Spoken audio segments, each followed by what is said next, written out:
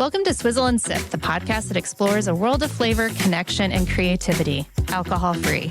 I'm your host, Crystal Van Malstrom, founder of Swizzle Market. Today, we are here with Tracy Sweeney, the co-founder of Tomorrow Cellars, and we are going to talk wine today. Hello, Tracy. Hi, Crystal. Great to be on the show with you.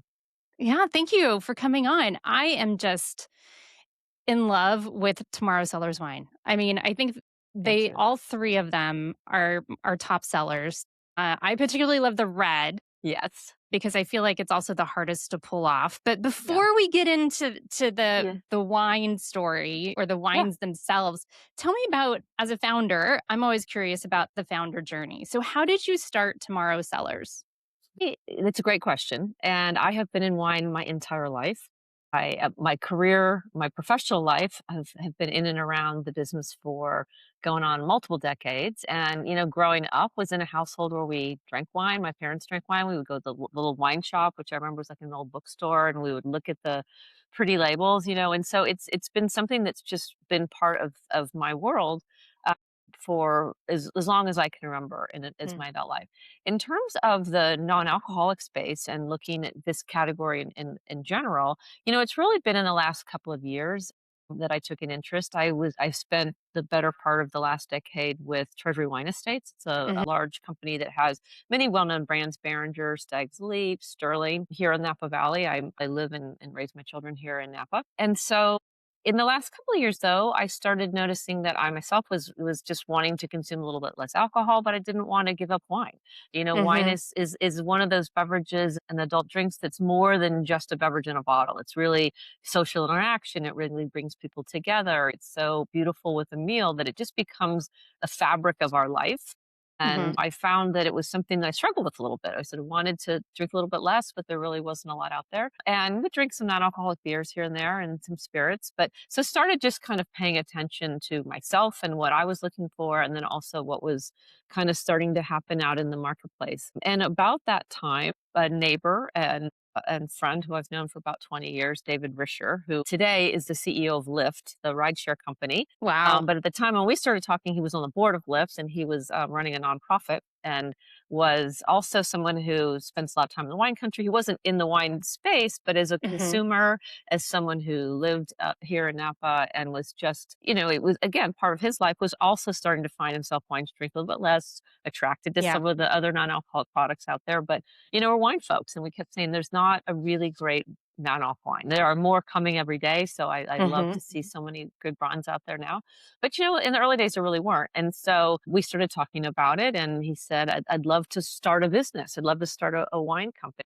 And I was, like I said, quite entrenched in my real, wine job as I thought about it then. Now I know this is absolutely real wine. But, at the time I was like, I don't know, I think I'm going to stick around doing what I'm doing. But they kind of put the burr under my saddle, and we kept talking, and decided, I really just couldn't scratch the itch without jumping in myself. And so in the kind of beginning of 2024, I left Treasury and kind of embarked on this journey with David. And right before that, he had stepped up as CEO of Lyft. And so he said, I can't put much time on it. I can help and be a spiritual, supporter. So he has absolutely been a great supporter and has been very involved in the back end. But, I kind of jumped into the ocean and took what I knew about a traditional wine, what I found to be missing out there in the category, and just started trying to figure out how we wanted to proceed. And it became really clear really fast that the best way to learn was to create a wine ourselves.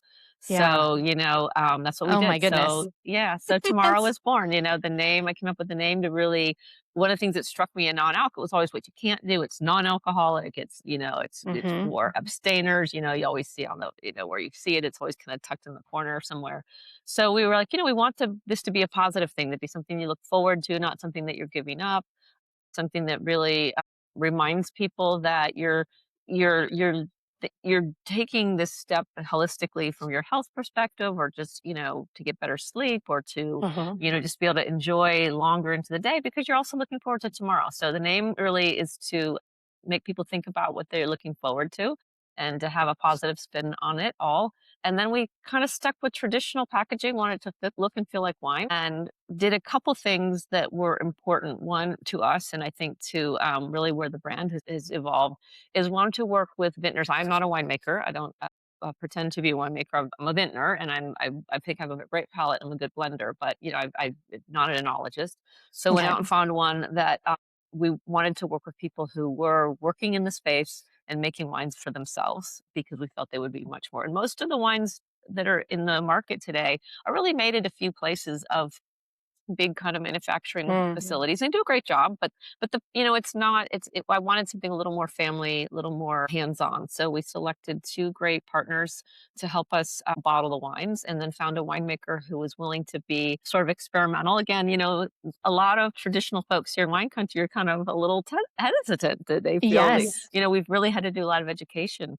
Uh, but we work with Joseph Smith, who's a winemaker out in Lodi, and wanted to find really flavorful varietals and found those to be the Rhone varietals, which I also like just personally, but they are Yes. very flavorful, lots of body, great aromatics. And so as you kind of go throughout dealcoholization, some of those things can get at risk. And so by starting with a really robust wine, so we found those great varietals in Lodi, which also brought us to Joseph. And I worked with some partners out there and started working on the blends and released our first wines in November of 2024. We make three, soon to Yeah. be four SKUs, but three wines. Oh, wow. Yeah, we got a little teaser for later. But we Okay. make a Rhone, I'll make a white still wine that's we call Rhone Blanc. That's a Marsanne, and sometimes it's Marsanne 100%. Last year we added some Viognier. This year it's going to be all Marsanne because we wanted it to be a Mm. little bit brighter. So it's fun. It's a blend, so you can kind of play around a little bit. So we do that with the white wine, and then we make a sparkling, which is Marsanne and a little Sauvignon Blanc. And then we last summer released our first red wine. It's a 100% Petite Syrah that we do a really cool collaboration with Ian Blessing of All the Bitter. We can talk Yes. about the details a little bit more. But so we have the three wines. And again, our mission is to just deliver beautiful, well crafted California wines that represent where we are and the wines that we love here. And at a premium, we think nice, beautiful, in the bottle experience for people like wine. So of all Yeah. kinds, wine Well, is wine. Yeah. I think you did crack that code, as the New York Times Thank you. called it. I know when we do tastings in the store, we usually have 3 reds, Yeah. 3 whites, and it's usually a hands down winner. And if somebody walks in and they're like, "I'm not sure about this, like, alcohol-free wine or tea," I'm like, "Start here." Thank And you. then I give him kind of the Yeah. hack that everyone has learned online, but you decided to put it in a bottle. So, I mean, tell me more about. I mean, so we did a podcast not too long ago with Ian. Big Wonderful. Yes. fan, big Yes. And he's so fan. good. I mean, it's just fascinating. I mean, Yeah. anytime, people are like, "Well, what is this bitters thing?" And so I go into the story of it and I talk about Ian, but I'm Yeah. also like, he was a sommelier at French Laundry, so he knows Yes. his stuff, Great. And so, Great I palette. mean, yes, yes. So tell me, like, I mean, so the Yeah. hack that everybody knows is red wine that's dealcoholized, which means they take the alcohol out, tends to be a little flat, a little grapefruit or grape juicy, which I remind people it is made from Yeah. grapes, but it seems to be more prominent once you take out the alcohol. So the hack is to add bitters, and that gives it a bit more depth. Well, you took it a step further. Yeah. So let's talk about that. So the reason we did that, a couple of things. You're exactly right. It's a hack. And when we waited to make the red first. When we barreled it, it was barrel aging because we wanted to use an aged red wine Hmm. to start. And so we had a little more time to think about the blend.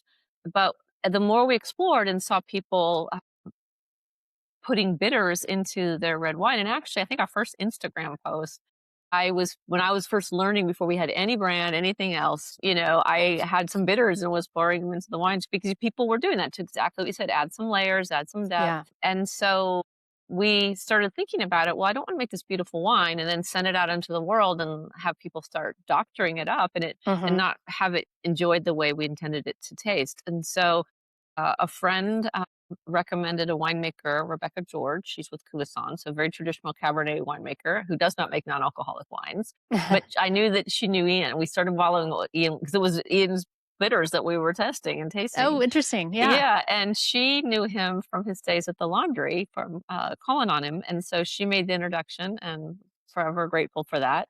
and got a chance to meet Ian in person. And he shared with us that he had wanted to make red. All the bitter had become very successful, it was taking off, and it's Mhm. just he and his wife and a small team. And he was kind of at bandwidth, but he was so excited about the idea of having his hand on a red wine. So we said, look, we'd want this to be something that is crafted and bespoke for our wine. So we started Mhm. with tasting. Once we had wine out of barrel, we were tasting with Ian the traditional wine. We got de-alc samples. It's that's one of the challenges making de-alcoholized wines. It's hard to make small little amounts. So Mm. we had some of the Petite Sirah alcoholized, and then we spent about, oh gosh, almost 6 months going back and forth on different iterations Oh, of a wow. blend for That sounds Tomorrow Cellars. expensive. It's not inexpensive, that's for sure, but it's also time intensive. I was telling you, Yes. and he should charge more for his bitters because he put so much effort into them. But the time to make a new batch, and then we say we wanted a little bit more of this, we want a little more floral, Mhm. we want a little more spice, whatever. So then he'd go back, and we would, he'd work up another batch, and we'd come back together, and so we landed on what we think is just the perfect, what I call it is kind of Ian's silver bullet. It's not a Mm. lot of in the wine. There's about Mhm. 2 to 2.5% by volume, and that's all there is. There's de-alcoholized wine and a little bit of our bespoke extract, and so it's not really a full bitter because it is. We're leaning more into the aromatic dried fruits and a little bit of spice. So Mhm. it's really a botanical extract that he has crafted, I think, beautifully. We're so excited to have it, and I think the 24 just nailed it. I think the 23 was great, but the 24 is, I think, even better. And I think it just has more richness about it, and also it was a warmer year, so the wine is richer to Mm. begin with. It's a riper Mhm. riper fruit coming off the vine. But I think that just this idea of almost bringing in, what people were doing a little bit randomly to have a little bit more precision around it, as well as just the alchemy of when you bring this together, it still happens in the bottle. It's still a little bit magic. It's still a little bit different for everyone. But I think at least we were able to sort of create what we wanted to be the blend that we thought represented. And really, the intention behind it is to reawaken that Petite Sirah. So all the Mhm. natural flavors that you think about with Petite Sirah, like dark cherry and cassis and some Mhm. currant in there, and there's a little bit of baking spice, and these flavors that you're going to get naturally from the oak or naturally from the fruit. Just that little bit of extract kind of just reawakens it in your mind. You get the aromatics, and you had mentioned too that de-alcoholized wines tend to taste more grape juice. They also can taste more flawed if they're flawed, right? Because Oh. alcohol masks a lot of things, and so Yeah. when you lift off that veil, you're really exposed to what's really going on in that wine. And so I think also with Ian's bitters, it's just presents this beautiful perfume and just again knits the wine together so nicely and just does so much without putting a lot, without adding sugar, without adding, a lot of people want to put grape juice. We don't do that. It's just the Yeah. wine and a little bit bitter. Well, I love from a brand perspective and from a creation perspective, you are taking ownership over the entire experience of what's in the bottle versus me coming up with my hack and which, bitters am I using? Which one did I grab? Which is Mm. still fine too. I mean, we want people to enjoy wine, right? So Sure. it's that works too, but we love the idea, I think, of having it be something that was intentional and Hmm. also the opportunity to have someone with such expertise like Ian did to really add that creative flair. Yeah. So break down for me last year's versus this year. Yeah, on the red in Yes. particular? Yeah. So, cooler so that we are with red wines, we're barrel aging them, so they are out a little bit later. Like, we're just about done with the 24 whites, and we'll be releasing the 25s, but the red was just released in the 24 because it takes a little we age it longer in What the do you age barrel it in? first. We've in French oak barrels, but we Okay. use 1-year-old, so it's not real oaky, it's enough to get a little bit of the nice oak structure, a little bit of the tannic structure Hmm. you get out of the oak, a little bit of the smokiness and spice, I love but it. not Hmm. overwhelming. Because again, they're more delicate wines. Non-alcoholic Hmm. wines are going to be more delicate without that alcohol kind of sort of structurally holding them together, but also masking some of the flaws. So we want to Yeah. treat them very carefully. But the 23 was just a cooler year. I think I find that the 23 might be a little bit tartar. You're going to find the cherry kind of pops a little bit more. Some of the red fruits in that in the wine, in the base wine, I think pop more were Hmm. a little bit more pronounced. what I love about the 24, I think it's richer, though it was a warmer summer, a warmer growing Okay. season. So it does mean there's more alcohol, so there's more to remove, right? So you end up with less from a producer standpoint. But I think you just have a much more, it's a little, to me, I find that the tannic structure's great and it's just a little bit richer in that mid palate. And I think just another year under our belt working with Ian, I think the extract itself has just a little bit more complexity and all together, it's definitely the red. If you taste them blind, you will know it's the same wine thread.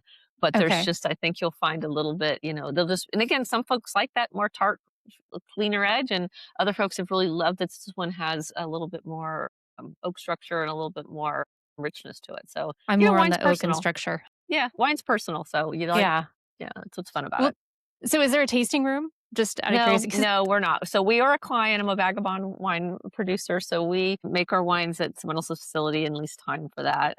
But someday, what I will say though, which has been fun, is we are in tasting rooms. So there are a couple shops here in town that for us, and one in particular, the Yaunt Room, right in the heart of Yountville, about oh, as wine yes. country. So you live in the area, Yes. about as wine centric as you're going to get. They do a non-alcoholic wine flight, and are actually they do Amazing. two, and we're on their whites with the Rhone Blanc, and we're on their reds with the red blend. So, and they order quite a bit and sell a lot to folks who are visiting wine country. So, but there's Yeah. always someone in a group that doesn't want alcohol. We for so long have sort of set them aside here in Napa and not really given them something to enjoy. And I think it's been really interesting. It's So long overdue. yeah. I So maybe remember being someday, but not pregnant. right off. Not now. But at least I like Yeah, to say we are in the tasting room, just not our own. that's great. I was pregnant, I was, when we did our Yeah. last wine tasting, and it Yeah. was no fun. It was You got to no fun. drive.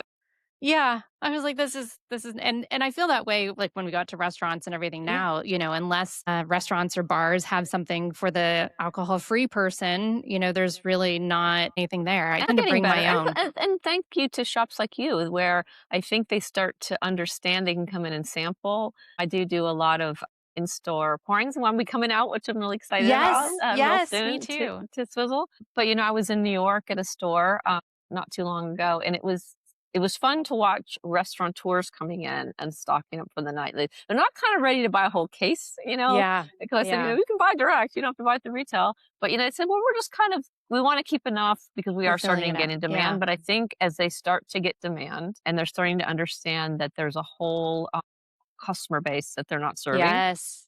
and, in on-premise in particular, it's all about inclusive hospitality. And if everyone Mhm, in the group is feeling happy and included and cared for, they're going to stay longer.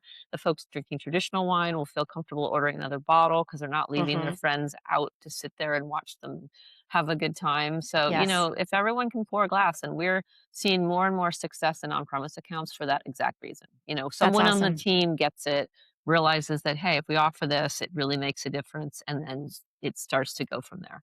Yeah. Yeah. No, I mean, I think that's huge. A lot of the reason, I mean, we get people in for a variety of reasons, Yeah. and I think the number one is inclusion, Hmm.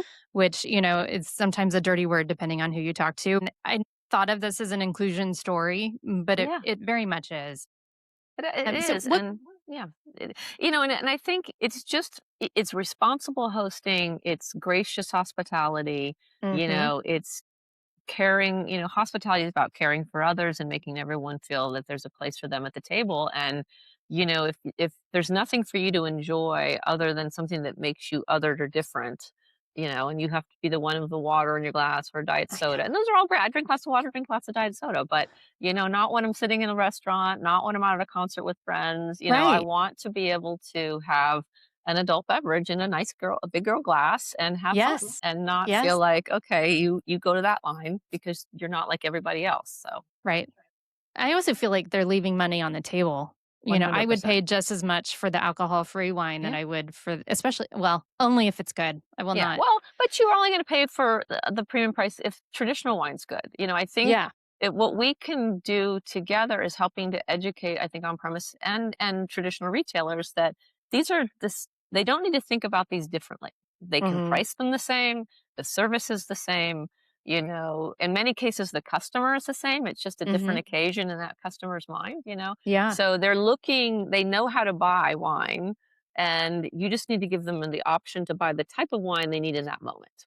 I had naughty Oh, wine yeah. when I first gave up drinking, so I've been sober for about 3 years, a little Good over for 3 you. years, Yeah. and naughty wine was the one that I ordered online because I saw it got good reviews, and Yeah. I was like, "I'm gonna be okay." Yeah.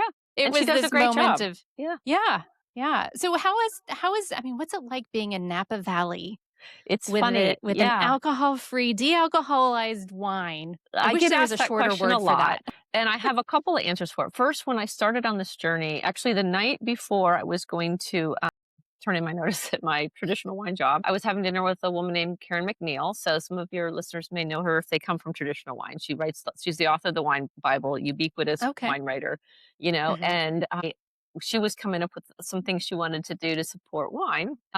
But I told her that I was thinking about doing this, and she thought I was out of my mind. Over time, as we Uh-huh. have, she's like, "You're going to the dark side. You're giving up on the wine industry." I said, "No, I am not." I said, I think this actually has so many benefits for the wine world. But over Mhm. time, as she has sort of watched what I'm doing, she's become a real advocate. She helped me think about how to name the white wine. It's a Marsanne. I was going to call it Marsanne. She says, "I know Marsanne. You know Marsanne. Too geeky. Don't. No one else knows Marsanne. Come up with Right. another name." So she got kind of bought in on the whole idea of exposing this. She's posted about us. So here's a very traditional wine writer, writes about wines all over the world, who is finally seen this is actually on the continuum of wine. It's not against wine. And the other Yeah. side that we see here in the valley, we're inundated with some of the bad news stories around wine. The industry is under pressure. People aren't drinking as Mhm. much wine because they're not drinking as much in general. Um, but they also are exploring all kinds of other categories, and that's driving the vineyards to pull vines out of the ground. So, we are Mm. becoming another option for growers. They're very excited about this category because, their grapes are landing in bottles of wine. They don't care if it has alcohol in it or not. They just want to see those Right. grapes stay in the vine, in the ground and have a customer base. So it's good for the growers and the vineyards, and the customers are demanding it. So you're starting to see vintners open up their eyes and say, "Hey, this is not something different. This just keeps people in wine." Because if someone wants a non-alcoholic adult beverage in that occasion and they don't have wine, they will order a beer or they will order a mocktail. Yeah. And that's all fine. But for our category, we'd much rather them have bottled wine because it keeps them in the category. They've worked so hard to get people to want to enjoy wine and to Mhm. understand wine that to suddenly just let's open the door and let them walk away on those occasions. And I say occasions intentionally because most people that drink our wines and drink non-alcoholic wines still drink traditional wine. Not as Mm. often, Yes. but they also will say, "Okay, I'm going to have throughout the week, I'll have a non-alcoholic wine, and then I'm going to have a really nice, fancy, expensive bottle of Right. Cabernet on Saturday night." And so it's good for those producers too. So as I think as the industry and the community starts to understand that, there are lots of ways to enjoy a beautiful glass of wine, and it's really Mhm. up to the consumer and the occasion for if it's going to have no alcohol, low alcohol, mid strength, or full strength. And we're even seeing wines out there at 15, 20%. I The know, they're ultra so high. high. Yeah, so, it's one of those things where if they think about it that it has value to overall bringing people in the category, I think it's a good thing. Yeah. No, I think it's great. So tell me, okay, so I know that we you probably tend to talk about the red more than the other 2. Is that I accurate? think so because of the fact that reds are harder. One, I think it's so Yeah. dang good, so I'm really proud of it. Right, But right. but it is, it's the one people have had red wines that are, there's a lot of alcohol in red wines, 14% when ours starts, almost 14 and a half. And so it leaves a big hole. And so people tend to want to put other things in there like juice Mhm. or grape must and sugars. And, Yes. we've really resisted that because we think you end up with something that doesn't taste like wine. And so we Right. just want a delicate wine. We think the bitters helps, but at the same time, letting people know this is going to be like a claret or a lighter style wine and help them. Mhm. So education is a big piece. But we do talk about the whites too. I find it's been interesting with consumers. I think the red wine is really appreciated by people that are already drinking non-alcoholic wines because they Mhm. really Yes. appreciate the what we've done with Tomorrow Red Yes. blend. The Rhone Blanc is the one that I find traditional wine drinkers in a restaurant. We sell a lot of it to restaurants by the glass Mm. because it's very traditional wine like. I think the Mhm. Marsanne really dealcoholizes beautifully, has great aromatics, nice little citrus pop, which is fresh with food. It's very food friendly. So we see that is the one I talk about a lot when I'm on premise because it's what their Mm, consumers, it's what their team sort of can buy into, and it works well with yeah. so many of their foods and just as a sipping glass. And then sparkling's easy. Everyone likes bubbles. So I think we talk about the sparkling a lot when we're just talking about occasion and ways to expand, kind of open that aperture. So we really talk when we're talking to folks around, baby when they're doing like a baby moon or a baby shower Mhm. or wedding Mhm. showers, and again back to events and that inclusive. It's a great one. So it sort of depends who we're talking to, where their questions lie, and what they're thinking Yeah. about. But that's how it's been, I at least I my feel like experience. the bubbles mask the lack of alcohol Yeah, a lot, they're easier. People especially make in the them whites. first. Yeah. Yeah. And that's definitely something that we point people to if they've never had an alcohol dealcoholized wine. Any wine, I'm gonna call it any wine. And Yeah, it's any all in wine. category. I think it's a good thing to let people know why it's called, why they're Mhm. different, because it gets back to your question, your comment on juice. So if Yes. something's never been alcoholic, if it's never been fermented, it is going to be very juice forward, and that's fine. Mhm. Again, grape juice is perfectly fine, but it isn't. It's never had been fermented, so it doesn't quite have the complexity in the layers. Uh, Mhm. and so we, by the FDA, are required to either say dealcoholized or alcohol removed. We choose alcohol removed. We think it rolls off the tongue a little easier. Yes, it It's does. very clear what it is. It's had alcohol, Yes. now it's gone. So we think that's the case. But all of the category is non-alcoholic, and we can call our wine non-alcoholic as long as on the package we do say alcohol removed or dealcoholized. So that 0.5%. Yeah. I mean, I tell people like kombucha, bananas, they all have more alcohol than what's in this one bottle. So I'm assuming from an FDA perspective or Yeah, the someone you hard have part to we put. have is ours are actually less, but the way the labeling works, you label it 0.5 because that's our category here in the US. It's a little different around the world, but we are actually closer to 0.25, so we're like Mm, half of what's on the label, but it's just the way FDA kind of labels, but that is the demarcation line, and you're exactly right. And the reason we like also to use those analogies of like a ripe banana or orange juice is because people who medically can't have alcohol, that's what their doctor has told them. That's sort of the mm, analog they said. So people know that, hey, if I can have that, I can have this. Because we do get that question if they're pregnant, if yeah, can I have this? Because I can only have non-alcoholic. And so we say, look, that's sort of the line. If you can have a banana, and some people can't. There are very few that, right. they're on a medication or whatever. But, Hmm. it's a good way for people to say, oh, I have that all the time. And I understand that now. Right, right. Okay. So let's see.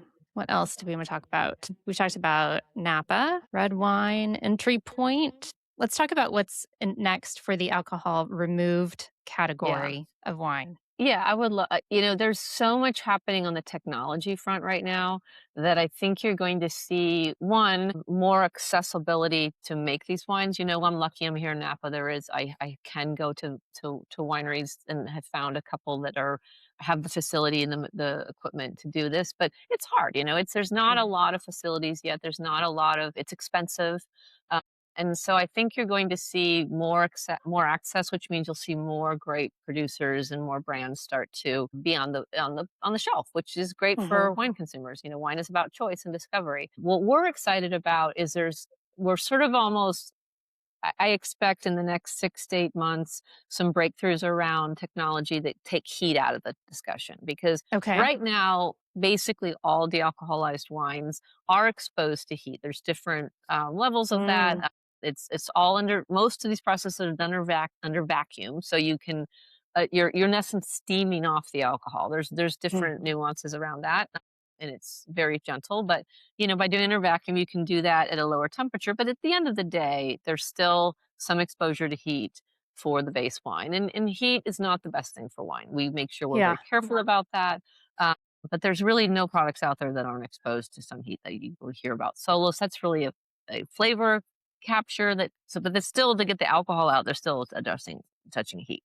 So that's going to be the big breakthrough. There's a couple of manufacturers that are looking at equipment that will take heat out of it and be more membrane driven or sieves and other things. So that's going to be exciting. It's not ready yet. It's not there quite now, but soon. I think when you can take heat out of the process, the wines will have more brightness, and I think you'll get some of those layers back that when you talk about their little flats, some of that will go away, which is terrific. And I think that you're going to see there's technology starting to come around where you can have smaller equipment, so more wineries will have access. Right now, it's pretty big equipment. It's a pretty Mm. big investment. So I think as you start to see, the ability for more producers to economically get into the business, you're going to see some of the favorite brands start to produce a non-alcoholic wine, which I think is great. And again, for producers like me that don't have our own winery, I think there's going to be some breakthroughs in the technology that we'll be able to access, which I'm excited about. We've been following that pretty closely. So, the wines will get better. I think we're also getting better at making them. Many of the early wines were really just leftover wine or sort of a side thought and just going to just get something out there that's not alcohol.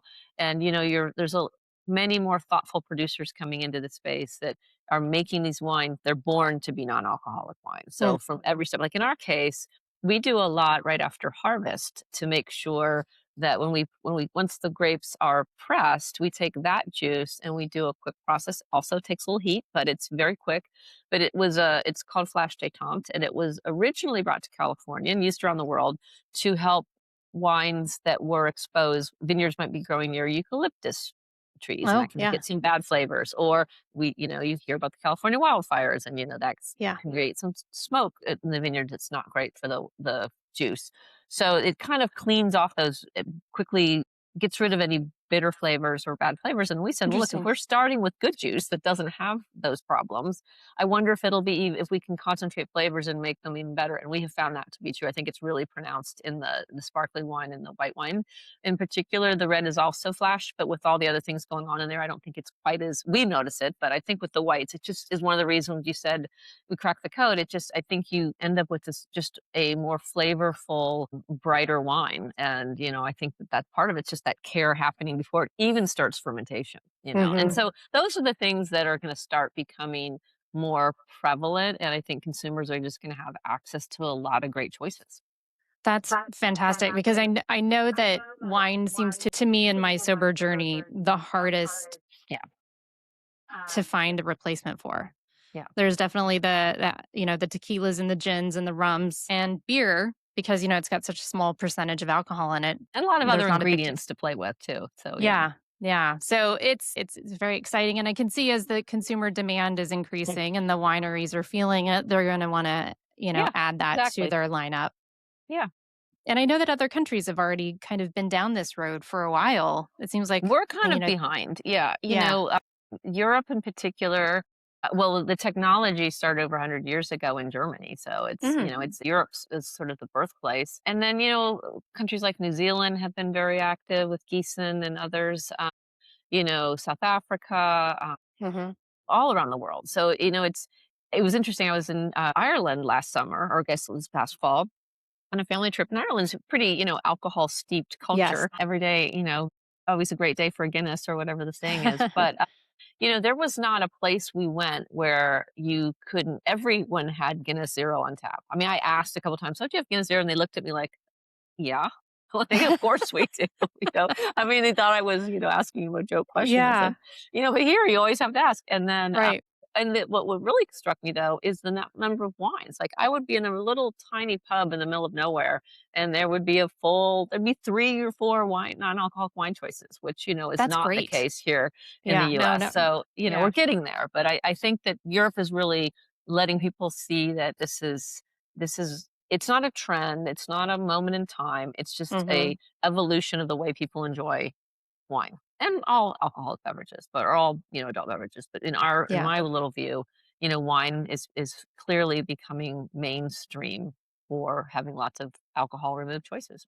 Yeah. I miss it the most, Yeah. except for when I drink yours and a few Thank others you. that I'm Yes. like, I'll be okay.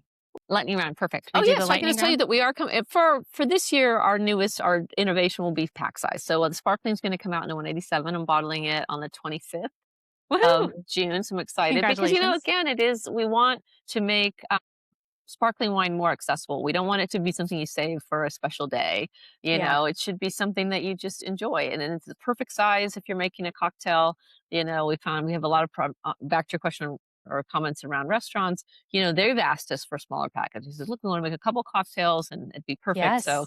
so that's coming out. We're real excited. They're gonna look great. I've got the labels and we're going to bottle on the 25th. So Awesome. that's coming up for us. So that's what we're teasing out. And then you'd also asked about, I think when we were talking about how we're thinking about the future and what, Yeah. what wine should be out there. And we got to talking and I'd love to share it again with your visitors and your followers is that this idea of flavor. We are kind of traditional in how we think about wine, but what's really Mhm. I find resonating with consumers in other categories of beverage is just a little more flavor forward. So we are starting to think about how do we really lean into varietals that maybe have lean more citrus. Like Marsanne has some citrus notes to it. So that's why this Mhm. coming up vintage, I'm really letting that show and we're super excited about it, and how do you take that even further? How do we, we've been talking to Ian, how do we play a little bit more, in the white wines with some of these flavor, Ooh. blends. So, I think giving ourselves permission to be wine with a little something extra. That's Right. not, I think wine has been pretty traditional. We've been trying to stay in our I lane. love But you see it. all these other beverages, and I think there's more we can do in the wine space that still acts and looks and feels like a wine and food pairs like a wine, all those sorts of things, Right. but just is a little more interesting. And I think we'll bring in a new consumer. So we're thinking about The that. innovation will never end. Yeah. You have a lot more to go. Yeah. That's exciting. All right, lightning round. Best food pairing for the sparkling Blanc de Rhone. Oh, wow. Well, oysters is a freebie. I have to, but I do it, but it's real. It's also really, really good with Thai food and Asian with Okay. that spice, Yeah. because I think that the Sauvignon Blanc, which has that nicer citrus also and acidity, kind of cuts through it, and it's a nice balance. So I think it's fun. Okay, awesome. Indian food as well?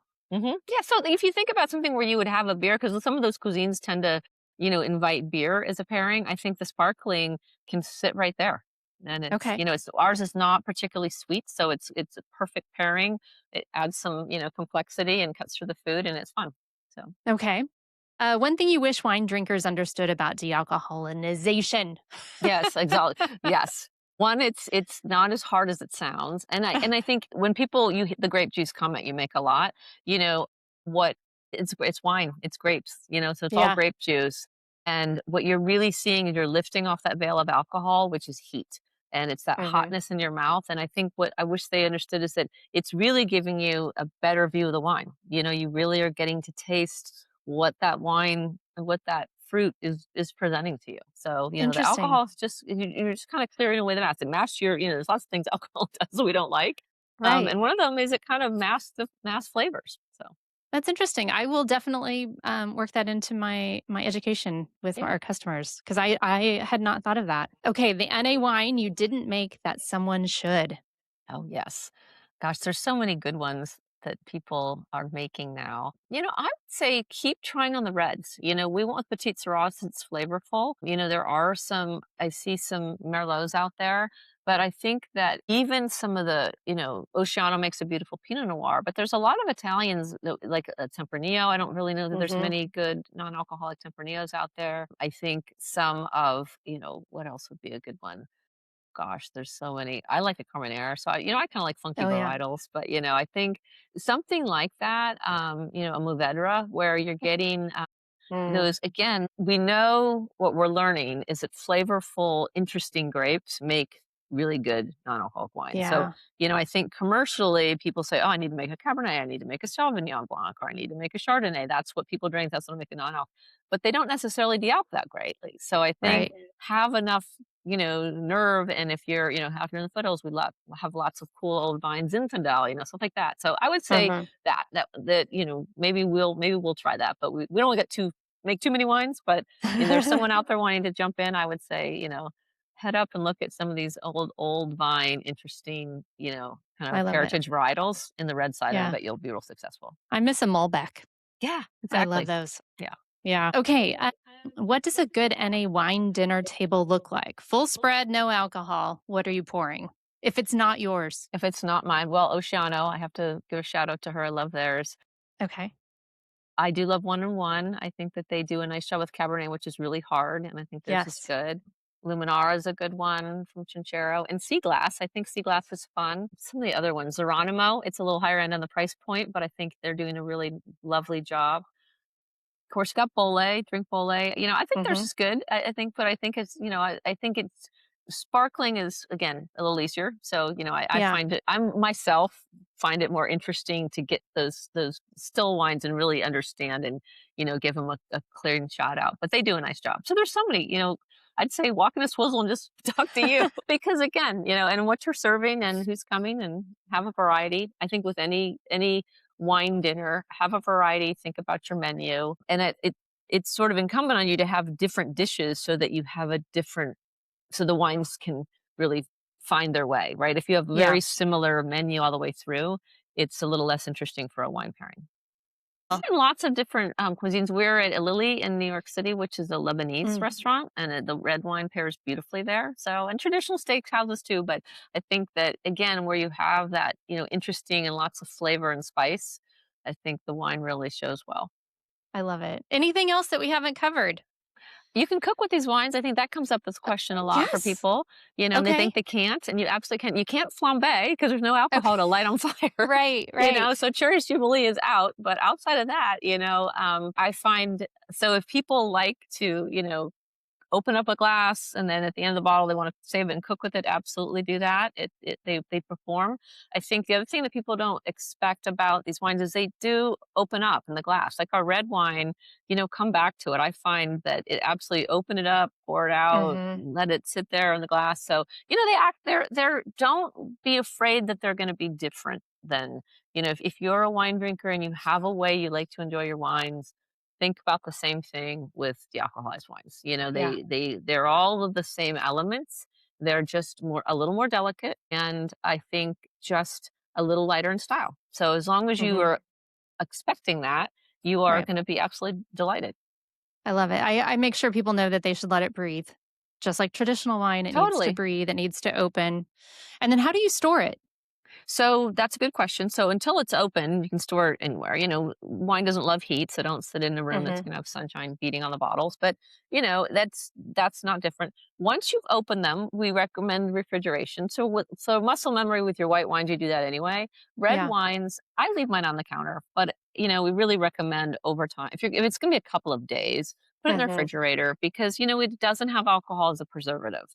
So, it can start to fall a little bit flat, and we just think it's better to keep it in the refrigerator. So we put that on the label. And what I tell restaurateurs is just bring it out like an hour before service. So if you're going to, Hmm. you come home from work, you've got your wine, you had some from yesterday, take it out, put it on the counter, get yourself settled in, and then pour yourself a glass of wine. I love it. So your case arrived today. Oh, The store. My husband is there right now, so I'm going to have him bring home a bottle tonight for dinner. oh, I know it'll be great. love it. Yeah, but yeah, no, I'm.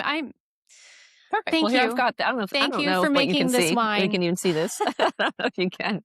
I don't see what it's seeing on the other end, but Yeah. anyway, Well, I'm so excited to meet you in person. It's so great to see you here on yes, screen, you as and well. we'll be out in Indiana soon. Okay. Well, enjoy the rest of your evening, You too. and we'll see you soon. All right, take care. All Thanks, right. Crystal. Thank Have a great you. night. Okay. Bye. Bye bye. Thank you for joining us for this episode of Swizzle and Sip with Tracy Sweeney, the co-founder of Tomorrow Cellars. We'll see you soon.